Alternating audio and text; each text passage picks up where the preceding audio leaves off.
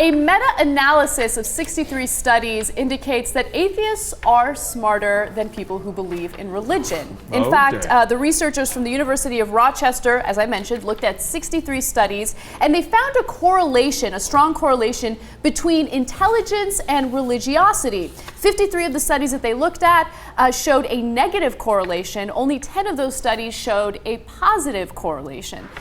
So what they did is they looked at the IQ of the individuals in all of these studies, and they found that the higher the IQ, the less likely you are to be religious. And according to the scientists, most extant explanations of a negative relation share one central theme: the premise that religious beliefs are irrational, not anchored in science, not testable, and therefore unappealing to intelligent people who know better. God, this is so obnoxious to religious people. That's really Yeah, luckily they're too dumb to figure it out. I'm kidding. All right.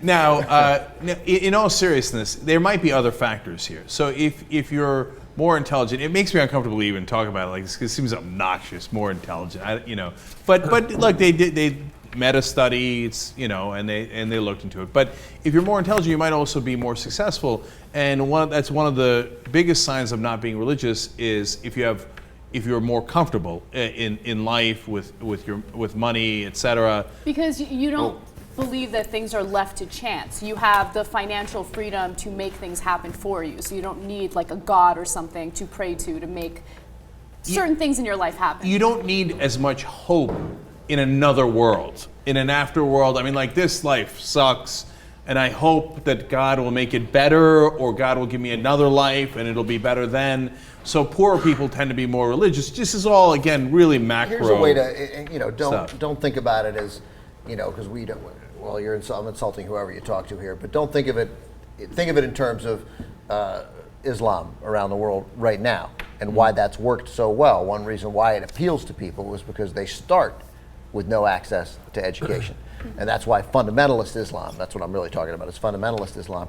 Why that right now? Because as you've talked about before, like the Reformation, the Renaissance hasn't happened yet. So when it happens, all of a sudden people will be educated, and we know what will happen, of course. Then many, many more people from all over the world will reject that kind of religion. They may still go to a mosque, they may still have some degree of faith, but they'll reject that sort of absolute belief as you get access and your world is open to more things.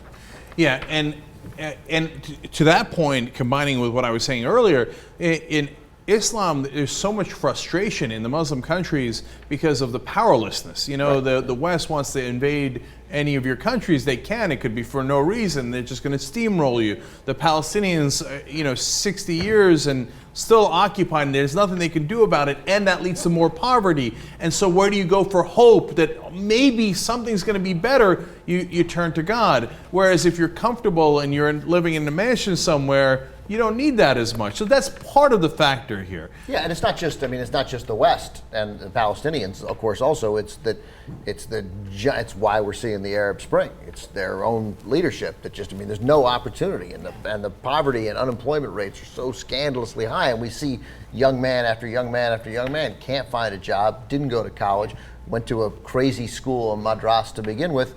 There's almost no hope. For so many it's what got Obama in trouble when he made the slip about God and guns. I mean, it's the same sort of hopelessness breeds a kind of fear of security and hopelessness. So you turn to, a higher power. Right, he said they cling to God. Cling to God and guns. Right, and that's exactly what does happen from time to time. And then look, the other thing is, I think it's really important to separate faith from religion. I think a lot of people have faith, and those are things we can't know anyway, right? So there's no scientific experiment that proves that there's no higher consciousness, etc. Now that's an impossible thing to prove, proving a negative like that. But you can show that religion is absolutely wrong. I mean, the literal text, there is no seven-headed dragon, the earth was not formed 6,000 years ago, etc., etc. So if you're an intelligent person, it's easier to reject religion, especially if you've received education, etc., than it is to reject faith. So that makes a lot more sense to me. Anna, did they find any link between drinking coffee and lower IQ or booze?